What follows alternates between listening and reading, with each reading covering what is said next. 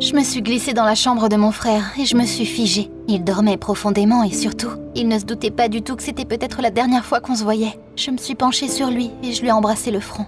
Mon frère et mes parents vont beaucoup me manquer, mais mon choix est fait. Je ne peux plus vivre dans cette maison.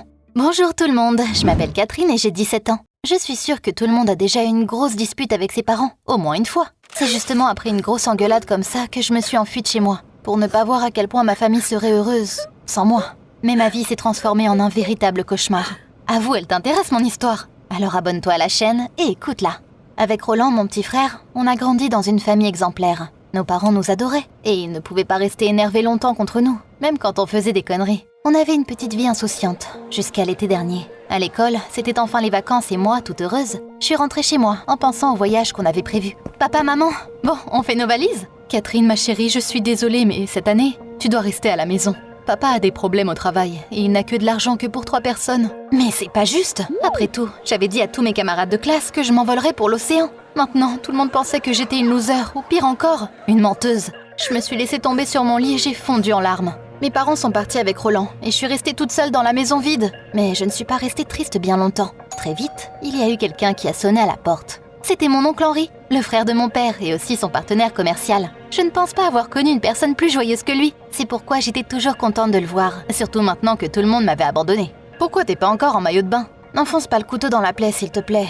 Je viens tout juste de me calmer. Oh, bah alors j'irai tout seul au lac. Je n'ai jamais fait mes valises aussi vite de ma vie. Et après quelques heures de route, on nageait dans un lac, puis on a pris un bain de soleil, tout en discutant de plein de trucs. Il n'avait pas de famille à lui, mais il aimait Roland et moi comme ses propres enfants. Donc il ne m'a pas du tout laissé tomber. Toute la semaine, on s'est amusé autant qu'on pouvait. On a fait du roller, du shopping, lancé du popcorn au cinéma. Le temps est passé super vite, et quand mes parents et mon frère sont revenus, je les ai bombardés de câlins et de bisous. Après tout, je n'étais plus du tout énervée, et ils m'avaient vraiment manqué. On est donc redevenus une petite famille heureuse et amicale. Du moins, c'est ce que j'ai cru au début. Mais après une semaine, j'ai commencé à remarquer que quelque chose avait changé chez mes parents. Papa n'était presque jamais à la maison à cause du travail, et maman a commencé à avoir des accès de colère. J'étais très inquiète de ces changements, mais mon attention était très vite attirée par une bonne nouvelle. Ce jour-là, j'étais en train de trier mes emails, quand je suis tombée sur un message intéressant. Mademoiselle Brooke, nous avons bien reçu votre candidature, et vous invitons à effectuer un stage dans notre entreprise. Mais j'avais déjà complètement oublié que j'avais postulé là-bas. Il y a 6 mois, j'avais postulé pour un stage dans un studio de design cool dans un autre état, et j'y avais envoyé mes croquis. Et imagine ça un peu, j'ai été acceptée. J'étais sûre que mes parents me comprendraient et me soutiendraient, quand ma mère m'a dit « On ne peut pas du tout te laisser partir là-bas, et n'essaie même pas de négocier. Notre décision ne changera pas. » Tous mes rêves se sont effondrés en une seconde.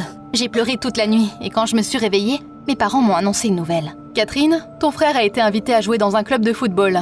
Mais c'est dans le Missouri, donc on va devoir déménager. Fais tes valises. » Attends, comme ça on déménage? Mais j'ai une école ici, mes amis, oncle Henri, tout ça. Hier, mes parents m'ont interdit d'aller au stage le plus important de ma vie pour juste quelques mois. Et là, pour un jeu stupide de Roland, ils ont décidé de tout abandonner et de déménager sans hésiter une seule seconde. Mais c'est carrément injuste! Mais ça ne servait à rien d'être têtu. On a mis toutes nos affaires dans le van et on est parti à toute vitesse pour rencontrer une nouvelle vie. Je n'aurais jamais imaginé que ça deviendrait un enfer pareil. Une fois qu'on avait déménagé, mes parents ont commencé à me traiter encore plus mal. J'avais demandé des écouteurs sans fil pour mon anniversaire, mais ils m'ont juste offert un petit gâteau, même si je ne supporte pas le sucré. Alors que Roland a eu un cabriolet rouge pour son 10e anniversaire. Quand l'été est passé, j'ai poussé un soupir de soulagement. Maintenant que je ne serai plus à la maison toute la journée, peut-être que je manquerai plus à mes parents, et que du coup ils seront plus gentils avec moi. Oh, comme j'avais tort. Dès la première semaine, j'ai raté un contrôle de physique. Je me suis énervée et je me suis plaint à papa et maman. Mais au lieu de me soutenir, ils m'ont crié dessus. Tu viens tout juste d'arriver dans une nouvelle école, et tu nous fais déjà honte comme ça? Qu'est-ce que les profs vont penser de toi? Bon, peu importe, on va te donner du temps pour réparer tout ça. Tu ne sors plus pendant 1 mois. À cause de ça, je n'avais plus envie de dire quoi que ce soit à mes parents pendant un bon moment. Je ne venais plus au salon avec eux et j'essayais même de manger mon repas du soir sans eux. Tout ce qui s'était passé ces derniers mois m'a convaincue d'une chose. Mes parents ne m'aimaient plus et je ne voulais plus vivre sous le même toit avec eux. Dès qu'ils se sont endormis, j'ai fourré les choses les plus nécessaires dans mon sac à dos. J'ai embrassé mon frère qui dormait paisiblement et je me suis dirigée vers la sortie sur la pointe des pieds. Au revoir chez moi, je ne reviendrai pas. Par contre, je ne savais pas du tout où aller. J'ai marché dans des rues inconnues et j'ai vite commencé à trembler de froid. Je devais à tout prix passer la nuit, mais évidemment, il n'y avait pas un seul café d'ouvert. Complètement désespérée, je me suis assise sur le trottoir et j'ai pleuré. Quand j'ai été aveuglée par des phares d'une voiture, j'ai fermé les yeux couvrant mon visage avec mes mains. Puis j'ai entendu une voix familière. « Catherine, monte, je vais te conduire !» J'étais folle de bonheur, c'était oncle Henri. J'ai sauté dans la voiture et je l'ai serré fort dans mes bras. Une fois que je m'étais calmée, je lui ai demandé « Mais comment tu es arrivée ici ?» Eh bien, mes proches bien-aimés me manquaient. Qu'est-ce que je pouvais faire d'autre ici? Oh mon oncle, si tu savais comme tu m'avais manqué. J'avais enfin quelqu'un pour partager tous les cauchemars qui m'étaient arrivés ces derniers temps. Mon oncle, comme toujours, me comprenait parfaitement. Il m'a proposé de rester avec lui pour le moment, sans le dire à mes parents évidemment. Il m'a conduit jusqu'à une petite maison, puis il m'a montré là où je dormirais. Puis il s'est arrêté devant la porte et m'a dit « Fais comme chez toi, Catherine. Par contre, si je peux te demander une petite chose, mon téléphone est cassé et je dois passer un appel urgent. Tu peux me donner le tien vite fait ?» J'ai donné mon smartphone à mon oncle sans hésiter. Puis je suis allée dans la chambre qu'il m'a montrée. Là, la porte a claqué derrière moi. J'ai entendu la clé tourner dans le trou de la serrure. Qu'est-ce qui se passe là? Il venait de m'enfermer? J'ai essayé d'ouvrir avec la poignée, mais la porte n'a pas bougé. Henri, qu'est-ce que tu fais? Henri, réponds-moi! Mais il ne m'a pas du tout répondu. Donc, oncle Henri, mon ami le plus proche, m'a trahi. Il a pris mon téléphone dans l'intention d'appeler mes parents pour qu'ils me ramènent. J'ai regardé autour de moi. Franchement, il aurait pu choisir une meilleure prison pour moi. Il n'y avait pas de fenêtre, pas de meubles, pas de télévision dans la chambre. Par contre, de la poussière et des toiles d'araignée, ça y en avait. Je ne pouvais rien faire. Donc je me suis assise par terre et j'ai attendu sagement. Mais 3 heures plus tard, il n'y avait toujours personne. J'ai encore frappé à la porte. « Oncle Henri, j'ai très soif !» Mais encore une fois, personne ne m'a répondu. C'est là que la panique a pris le contrôle de moi. J'ai commencé à frapper la porte et les murs de toutes mes forces, tout en criant hyper fort. Et seulement une demi-journée plus tard, il est apparu sur le seuil de la chambre avec un plateau. Il y avait un verre d'eau et une assiette de bouillie dégoûtante. « Oncle, pourquoi tu me punis comme ça? Qu'est-ce que j'ai fait? Quand est-ce que maman et papa viennent ?» Mais mon oncle a juste fait semblant de ne pas entendre mes questions et est reparti. C'était la première fois de ma vie que j'avais aussi peur et mal. Tout ce que mes parents m'avaient fait n'était rien comparé à ce que mon oncle me faisait vivre là. Je me suis donc dit que je donnerais n'importe quoi au monde pour être à nouveau avec eux, même si j'étais mal aimée. Je ne sais pas combien de temps je suis restée assise par terre en larmes, quand j'ai entendu que quelque chose de très étrange se passait devant la porte. J'ai entendu mon oncle crier, les bruits d'une lutte et de verres brisés. Je me suis relevée, puis je me suis collée contre la porte et je me suis armée de la seule chose qui restait dans la pièce, un verre vide. J'avais l'impression que mon cœur pouvait sortir de ma poitrine à tout moment. Ma tête tournait et mes jambes tremblaient. Ensuite, les bruits terribles se sont calmés et la porte de ma chambre s'est ouverte. J'ai fait un pas et la pièce minable a commencé à sombrer lentement dans l'obscurité.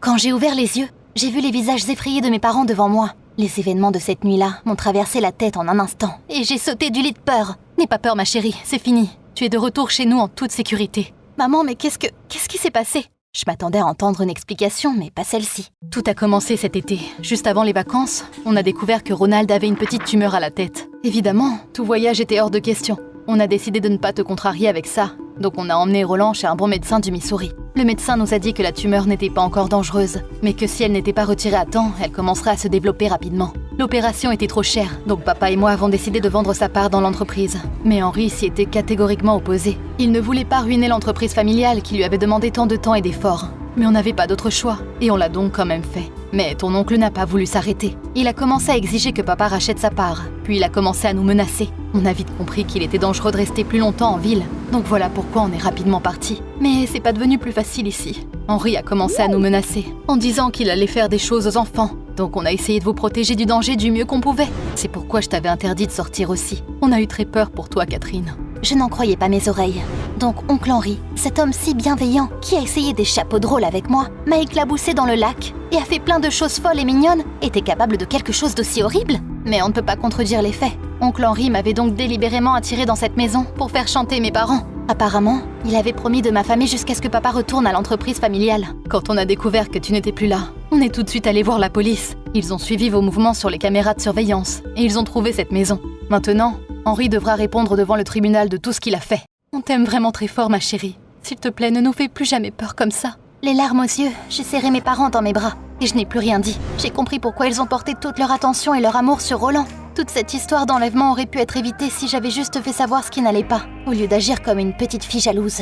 Heureusement, tout s'est bien terminé. Mon frère a été opéré et maintenant il est en parfaite santé. Ma relation avec mes parents s'est clairement améliorée. Il n'y a qu'une seule question qui me reste en tête. Est-ce que je pourrais pardonner oncle Henri un jour? Tu me conseilles quoi, toi?